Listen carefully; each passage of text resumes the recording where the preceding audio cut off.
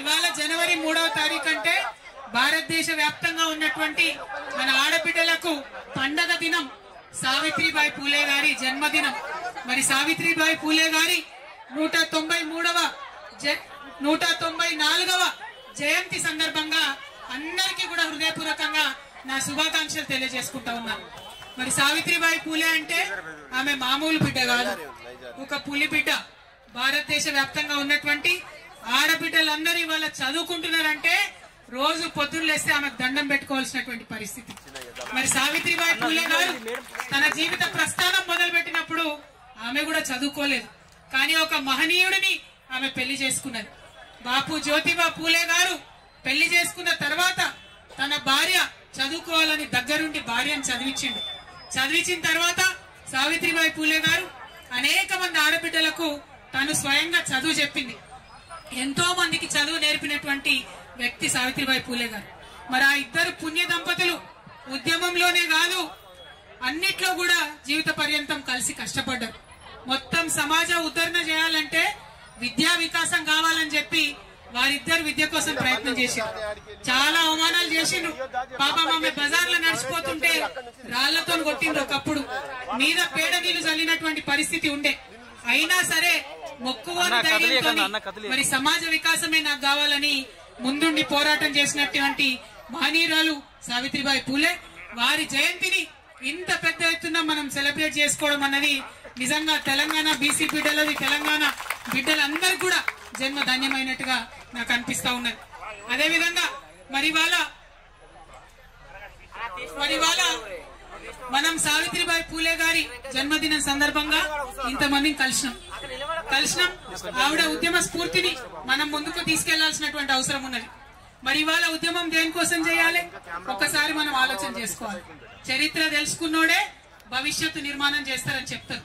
మరి 75 ఏళ్ళు అవుతుంది భారతదేశానికి స్వాతంత్రం వచ్చి. మరి ఇక్కడ ఇంతమంది బీసీ బిడ్డలు ఉన్నాం. ఈ 75 ఏళ్ల స్వతంత్ర భారతదేశంలో మనకి ఏం జరిగిందన్నది ఒకసారి ఆలోచన చేసుకోవాలి. నిజానికి చాలా మంది గొప్ప గొప్ప మాటలు చెప్తారు. కులం లేదు, కులరహిత సమాజం నిర్మిస్తామని చెప్తారు. కానీ అది వాస్తవమా? భారతదేశంలో కులం ఉన్నది, అది వాస్తవం. ప్రతి ఒక్కరం కులాల ఆధారంగానే బతుకుతా ఉన్నాం, అది కూడా వాస్తవం, కాదనలేనటువంటి వాస్తవం. అయితే భారతదేశ రాజ్యాంగం రాసినటువంటి పెద్ద మనుషులందరూ కూడా కులం వాస్తవం కాబట్టే కులం ఆధారంగా కొన్ని రక్షణలు కల్పించినారు. చాలా సంతోషకరం. ఎస్సీలలో ఉన్న కులాలకు, ఎస్టీలలో ఉన్న కులాలకు భారతదేశ రాజ్యాంగంలో కొన్ని రక్షణలు కల్పించినారు. నిజంగా ఆ బాబాసాహెబ్ అంబేద్కర్ కు భారతదేశ ప్రజలందరూ కూడా చేతులెత్తి మొక్కాలి. లేకపోతే ఎస్సీ ఎస్టీలకు ఇంతవరకు కూడా ఎటువంటి ఫలాలు కూడా దక్కకపోతుండే. కానీ బాధాకరమైన విషయం ఏంటంటే అదే సందర్భంలో బీసీలలో ఉన్నటువంటి కులాలన్నిటికీ కూడా రాజ్యాంగంలో చేర్చి రక్షణ కల్పించుంటే బాగుండేది. కానీ అది జరగలేదు. మరి అది జరిగి ఉంటే ఇవాళ నేను బలంగా చెప్తా ఉన్నా, మన బీసీల సంఖ్యాబలంతో నేను చెప్తా ఉన్నా, ఆనాడే రాజ్యాంగంలో బీసీలకు రక్షణ దొరికి ఉంటే ఇవాళ భారతదేశం అభివృద్ధిలో అమెరికాను దాటేసి ఉండేది అనేటటువంటి విషయాన్ని మనం ఈ సందర్భంగా చెప్పుకోవాల్సినటువంటి అవసరం ఉంది. కానీ జరగలేదు. జరగకపోగా తర్వాత ఉన్నటువంటి ప్రభుత్వాలు ఎంతో మంది ఉద్యమాలు చేస్తే 1953లో నెహ్రూ గారు ఆనాడు ప్రధానమంత్రి ఉన్నప్పుడు మొట్టమొదటిసారి బీసీల మీద అధ్యయనం చేయడానికి కాకా కాలేల్కర్ కమిషన్ అని చెప్పి వేయడం జరిగింది. పాపం ఆయన పెద్ద మనిషి, మంచిగా చదివిండు, పరిస్థితులు అధ్యయనం చేసిండు, భారతదేశం అంతా తిరిగిండు, 2 ఏళ్లలో రిపోర్ట్ ఇచ్చిండు. అయితే నెహ్రూ గారు ఏం చేసిండంటే ఆనాడు, నువ్వు రిపోర్ట్ ఇచ్చినావు కరెక్టే, 2399 కులాలు ఉన్నాయి బీసీలల్లా అని చెప్తున్నావు కరెక్టే, అందులో 837 కులాలు ఎంబీసీ కులాలు మోస్ట్ బ్యాక్వర్డ్ ఉన్నాయని చెప్తున్నావు కరెక్టే. కానీ దీనికి ప్రాతిపదిక ఏంటిది అని ఒక ప్రైమ్ మినిస్టర్ స్థాయిలో ఆ రోజు ఆయన చెప్పి, ప్రైమ్ మినిస్టర్ నెహ్రూ గారు ఆ యొక్క రిపోర్ట్ ని ఆనాడు రిజెక్ట్ చేసిండ్రు. ఇది చరిత్ర కాదనలేనటువంటి వాస్తవం అని సందర్భంగా మనందరం కూడా గుర్తు చేసుకోవాలి. మరి ఇక్కడ ఒక ప్రశ్న నేను కాంగ్రెస్ వాళ్ళని అడుగుతా ఉన్నా. నెహ్రూ గారే కమిషన్ వేసిరి, 2 ఏళ్లు ఆ కమిషన్ నెహ్రూ గారి కిందనే పనిచేసే.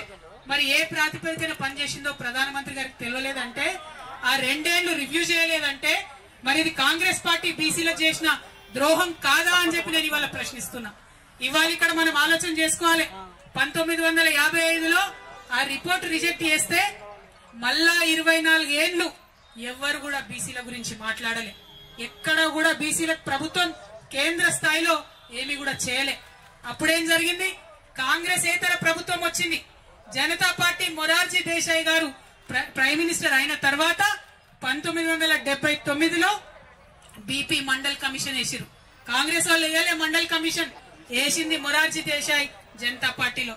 ఆయన పెద్ద మనిషి, బాగా స్టడీ చేసిండు. చాలా అన్యాయం జరుగుతుంది, 70% విద్యా ఉద్యోగాలలో మరి వాటా ఇయ్యాలని చెప్పి సంవత్సర కాలం లోపలనే రిపోర్ట్ ఇచ్చిండు. కానీ అంతలోపు ఏమైంది? జనతా పార్టీ పోయింది, ఇందిరమ్మ రాజ్యం వచ్చింది. ఇందిరమ్మ రాజ్యంలో ఏం జరిగింది? గొప్పగా చెప్తున్నారు ఇవాళ. ఇందిరమ్మ రాజ్యంలో ఏం జరిగిందంటే మండల్ కమిషన్ రిపోర్ట్ తీసి 10 ఏళ్లు బీర్వాల పెట్టి భద్రంగా తాళం వేసిండ్రు. తప్పితే ఇందిరమ్మ రాజ్యంలో బీసీలకు న్యాయం జరగలే. ఇవాళ నేను అడుగుతా ఉన్న కాంగ్రెస్ పార్టీని, కాదంటారా ఈ వాస్తవాన్ని? 1980లో మండల్ కమిషన్ రిపోర్ట్ ఇస్తే మళ్ళా కాంగ్రెస్ ఏతర ప్రధానమంత్రి విపి సింగ్ 10 ఏళ్ల తర్వాత వచ్చేంత వరకు కూడా బీసీల గురించి కాంగ్రెస్ పార్టీ మాట్లాడిన పాపాన పోలేదు. ఇవాళ బాగా నోరు పెట్టుకొని మాట్లాడుతున్నారు. మేమందరం బీసీలం ఇందిరా పార్క్ దగ్గర 2 ముచ్చట్లు మాట్లాడుకుంటామంటే నిన్న రాత్రి 9 దాకా పర్మిషన్ ఇవ్వకుండా ఇబ్బంది పెట్టి, ఇక మీకు ఇప్పుడే బీసీలు గుర్తొచ్చిరా అంటారు. చెప్తాం మీ చరిత్ర కూడా చెప్తాం. మీరు 10 ఏళ్లు భద్రంగా బీర్వాల పెట్టి తాళం పెట్టిరు మండల్ కమిషన్ రిపోర్ట్. మళ్ళా కాంగ్రెస్ ఏతర ప్రధానమంత్రి వచ్చినప్పుడే, విపి సింగ్ గారు వచ్చినప్పుడే దానికి న్యాయం జరిగింది. ఆయన అమలు చేసిండు పాపం మండల్ కమిషన్ రిపోర్ట్ ని. అమలు చేస్తే ఇక గొప్పగా మాట్లాడే భారతీయ జనతా పార్టీ నాయకులు విపి సింగ్ గారికి ఆనాడు సపోర్ట్ విత్డ్రా చేసుకున్నారు. ఆయన ప్రభుత్వాన్ని కూలగొట్టిండ్రు. సంకీర్ణ ప్రభుత్వం ఉండే, బీజేపీతో కలిసిన ప్రభుత్వం ఉండే, బీసీల కోసం మంచిగా చేసినటువంటి వ్యక్తి ప్రధానమంత్రిగా ఉండడానికి లేదని బీజేపీ ఆనాడు సపోర్ట్ వాపస్ చేసుకున్నది. ఇది కాదా, ఇది తప్ప బీజేపీ నాయకులు ఇవాళ ఆన్సర్ చేయాలి. ఆనాడు మరి కాంగ్రెస్ వాళ్ళకు కూడా ఉండే ఎంపీలు, కానీ విపి సింగ్ కి సపోర్ట్ చేయలేదు. మొత్తానికి ఆయన ప్రభుత్వాన్ని ఊలగొట్టిండ్రు. తర్వాత కేసుల మీద కేసులు వేసిండ్రు. 1993లో 27% కేవలం ఉద్యోగాలలో మాత్రమే బీసీలకు రిజర్వేషన్ వచ్చింది. కేవలం ఉద్యోగాలలో మాత్రమే. మళ్ళీ 2006 దాకా అంటే ఇంకొక 13 ఏళ్లు విద్యలో మనకు రాలేదు రిజర్వేషన్. 2006లో మళ్ళా 13 ఏళ్లకు అప్పుడు విద్యలో రిజర్వేషన్ వచ్చింది. అంటే నెహ్రూ గారి రాజ్యంలో అన్యాయమే, ఇందిరమ్మ రాజ్యంలో బీసీలకు అన్యాయమే. తర్వాత రాజీవ్ గాంధీ గారు వస్తే ఇదే విపి సింగ్ గారు నేను అమలు చేస్తున్న మండల్ కమిషన్ రిపోర్ట్ అంటే పార్లమెంట్ లో 1 గంట మాట్లాడతారు. రాజీవ్ గాంధీ గారు మాట్లాడి ఏమంటారు? బీసీలకు రిజర్వేషన్లు ఇస్తే ఈ దేశం విచ్ఛిన్నం అయిపోతుందని చెప్పి ఆనాడు రాజీవ్ గాంధీ గారు మాట్లాడిండ్రు. ఇది చరిత్ర కాదని లేని వాస్తవం. ఇది తప్ప అని నేను కాంగ్రెస్ వాళ్ళని వాళ్ళు అడుగుతా ఉన్నా. ఆ తర్వాత 2006లో విద్యలో వచ్చింది రిజర్వేషన్. ఇక కొట్లాడంగా మరి సోనియమ్మ రాజ్యం వచ్చింది. సోనియమ్మ రాజ్యంలో 2011లో కులగణన చేస్తామని చెప్పి మొదలు పెట్టిండ్రు. 4,500 కోట్ల రూపాయలు ఖర్చు పెట్టిండ్రు, కులగణన చేసిండ్రు. కానీ ఆ రిపోర్ట్ మాత్రం ఇంతవరకు బయట పెట్టలే. ఎందుకోసం భయం? మనం ఎంతమంది ఉన్నామో తెలిస్తే అంత వాటా ఇవ్వాల్సి వస్తుందని భయం తప్పితే ఇంకొకటి ఏమీ లేదు. 4,500 కోట్లు ఖర్చు పెట్టి సోనియమ్మ రిపోర్ట్ ఇవ్వకుండానే వెళ్లిపోయింది. ఆ తర్వాత బీజేపీ ప్రభుత్వం 2014లో వచ్చింది. వచ్చిన తర్వాత బీజేపీ వాళ్ళు కూడా రిపోర్ట్ బయట పెట్టలే. బయట పెట్టకుండా ఇప్పుడు ఏమంటారు? బాజాప్తా ఓపెన్ గా చెప్తున్నారు బీజేపీ నాయకులు, మేము కులగణనకు వ్యతిరేకం, మేము కులగణన చెయ్యము అని చెప్తా ఉన్నారు ఇవాళ. అట్లా అని చెప్పి సుప్రీంకోర్టులో కూడా వాళ్ళు అఫిడవిట్ వేసింది. ఇవన్నీ ఎందుకు చెప్పుకుంటున్నామంటే 2 జాతీయ పార్టీలు, అది కాంగ్రెస్ కావచ్చు బీజేపీ కావచ్చు, అడుగడుగున బీసీలకు అన్యాయం చేసిరు తప్పితే ఎక్కడ కూడా న్యాయం చేయలే. ఇవాళ నేను ఇప్పుడు చెప్పినటువంటి విషయాలన్నీ ఏ ఒక్కటి అవాస్తవమైనా నేను రాజకీయాల్లోంచి శాశ్వతంగా తప్పుకుంటానని చెప్పి ఛాలెంజ్ చేస్తా ఉన్నా కాంగ్రెస్ పార్టీకి, బీజేపీ పార్టీకి. నేను కరెక్ట్ మాట్లాడుతా ఉన్నా, న్యాయబద్ధంగా మాట్లాడుతా ఉన్నా, ధర్మబద్ధంగా మాట్లాడుతా ఉన్నా. ఎవరన్నా ఈ భారతదేశంలో బీసీలకు న్యాయం చేసిరంటే అది కేవలం ప్రాంతీయ పార్టీలు మాత్రమే. పైన మమతా బెనర్జీ దగ్గర నుంచి మొదలు పెట్టుకుంటే నవీన్ పట్నాయక్ గారు కావచ్చు, శరద్ పవార్ గారు కావచ్చు, ఏఐడిఎంకే కావచ్చు, డిఎంకే కావచ్చు, ప్రతి ఒక్క చోట మీరు ఎక్కడ చూసినా మన కేసీఆర్ గారు కావచ్చు, ఎన్టీఆర్ గారు కావచ్చు, కేవలం బీసీలకు న్యాయం చేసిందంటే ప్రాంతీయ పార్టీలు మాత్రమే న్యాయం చేసినాయన్న విషయం మనం విస్మరించడానికి లేదు అని మీకు ఈ సందర్భంగా నేను తెలియజేస్తా ఉన్నా. మేము మొదటి డిమాండ్ చేస్తా ఉన్నాం, అదేంటంటే ఇప్పుడు సెన్సస్ చేస్తున్నారు, జనాభా లెక్కలు చేస్తున్నారు ఈ సంవత్సరంలో 2025లో. తప్పకుండా దాంట్లో కులగణన చేయవలసిందిగా భారతీయ జనతా పార్టీని నేను డిమాండ్ చేస్తా ఉన్నా. ఇక్కడ మరి రేవంత్ రెడ్డి గారి ప్రభుత్వం నడుస్తుంది, మీ అందరికి తెలుసు. రేవంత్ రెడ్డి గారి ప్రభుత్వం మనకి ఏం చెప్పింది, ఎన్నికలలో ఏం హామీ ఇచ్చిండ్రు? అమ్మ మీరు వచ్చిర్రు, ధన్యవాదాలు, కూర్చో. ఏం వాగ్దానం ఇచ్చిండ్రు? 42% రిజర్వేషన్ ఇచ్చినాకనే లోకల్ బాడీ ఎన్నికలకు పోతామన్నారు. ఇక్కడ ఒకసారి మనందరం ఆలోచన చేయాలి. ఎన్నికల్లో హామీ ఇచ్చేటప్పుడు తెలియదా ఎట్లా చేయాలనో? 42% ఉట్టిగానే హామీ ఇచ్చేస్తారా? అంటే ప్రజలకు ఏది పడితే అది చెప్పి తర్వాత సంగతి తర్వాత చూడాలనుకున్నారా? మీరు 42% ఇవ్వాలని చెప్పినప్పుడే మీకు తెలుసు, ఏం తెలుసు మీకు ముందట కర్ణాటక ఫెయిల్యూర్ స్టోరీ ఉంది, బీహార్ ఫెయిల్యూర్ స్టోరీ ఉంది. దాని తర్వాత మీకు తెలుసు మొట్టమొదట డెడికేటెడ్ కమిషన్ వేయాలని తెలుసు. మహారాష్ట్రలో కూడా మీరు ఫెయిల్ అయిపోయినారు. ఈ వివరాలన్నీ కూడా మీకు తెలుసు. తెలిసి కూడా అధికారంలోకి వచ్చిన వెంటనే మొదటి నెలల్నే బీసీ డెడికేటెడ్ కమిషన్ వేసేది ఉండే. జై తెలంగాణ. డెడికేటెడ్ కమిషన్ వేయాల్సింది, వేయలేదు మీరు. మేము గుర్తు చేసినాం. తెలంగాణ జాగృతి నుండి జనవరి 26, 2024లో మేము రౌండ్ టేబుల్ సమావేశం పెట్టి మరీ గుర్తు చేసినాం మీరు ప్రారంభించండి అని. కానీ చేయలేదు. చేయకుండా మనందరం కూడా గొడవ చేసేంత వరకు, హైకోర్టు మొట్టికాయలు వేసేంత వరకు కూడా రేవంత్ రెడ్డి గారి ప్రభుత్వం బీసీ డెడికేటెడ్ కమిషన్ వేయలేదన్నటువంటిది వాస్తవం. ఇప్పుడు వేసిండ్రు, 2 నెలలైంది బీసీ డెడికేటెడ్ కమిషన్. కానీ ఈ లోపల ఏం చేసిండ్రు? లెక్కలు ఇంకో కమిషన్ పెడుతున్నది. అంటే ఇందులో కుట్ర ఏముంది? లెక్కలు ఒక కమిషన్ పెడుతున్నది, రిపోర్ట్ ఇంకో కమిషన్ ఇస్తున్నది. రేపు పొద్దున నిలబడుతుంది ఆ కోట్ల. ఇగో ఇలా అందుకే పెట్టినాం బీసీ మహాసభ, ఉట్టిగా పెట్టలే, మాకు తెలియక పెట్టలే.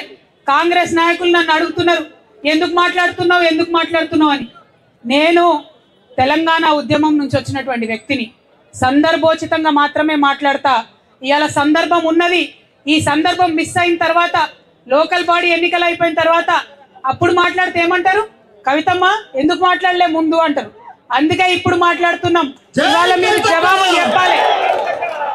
ఇవాళ మీరు జవాబు చెప్పాల్సిందే.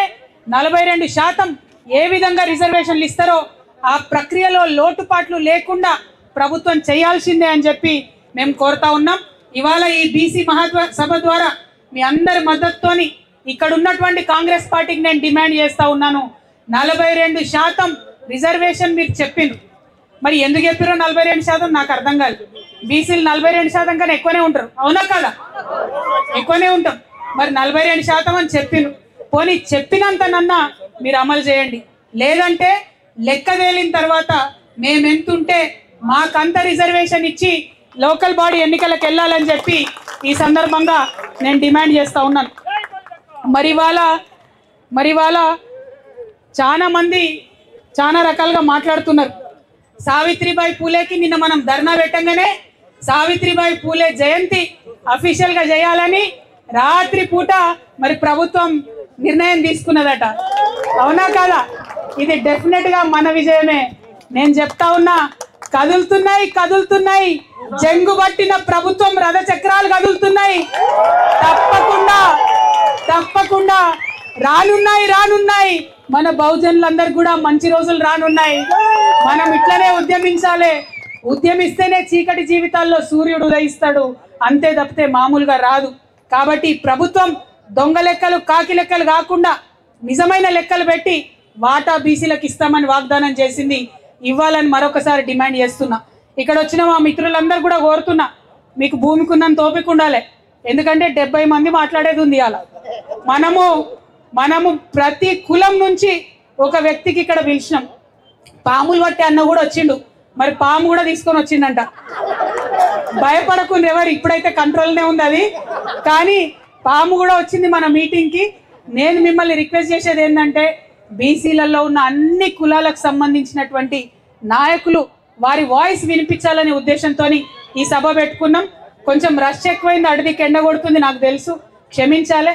పోలీసు వాళ్ళు లేట్గా పర్మిషన్ ఇవ్వడంతో అంతకన్నా ఎక్కువ నీడ వేసే అవకాశం రాలేదు. మీ అందరితో నా రిక్వెస్ట్ ఏంటంటే, ప్రతి ఒక్కరికి మాట్లాడే అవకాశం ఇద్దాం.